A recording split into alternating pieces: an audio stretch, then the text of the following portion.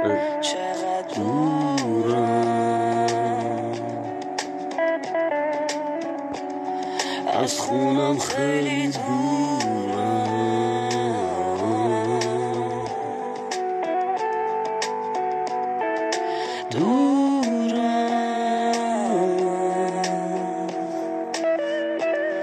از خونم خیلی دورم.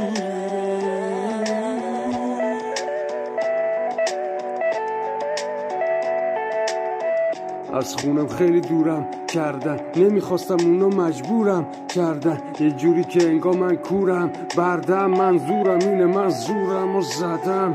نمیدونم چطور فکر میکنن اونا، کیل میکنن انگار استپ میذارن رو ما، خوک و با پوست میخورن و فکر میکنن خدا قضاوت میکنن بیجا، اونا نمیدونن کجان، جایگاهشون رو بلد نیستن. مردم دنبال صدقه میدونن بلکه بگیرن بیشتر، اگه گیر نیاد و لوز بدن دیوونه میشن، بنده خدا کیشن مات پیچیدگیشن. نمیدونن دولت‌های دنیا همه غصبی‌ان، شجاعت رو میکشن تا ترس کنن بیشتر. نمیدونن شرطی‌ان دنبال ترفیعن، حتی لیدرهای لیبرال عمل تفریحن. بدی کنن پیشرفت،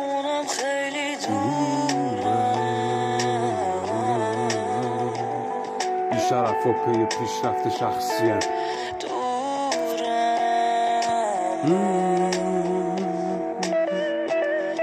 از خونم خیلی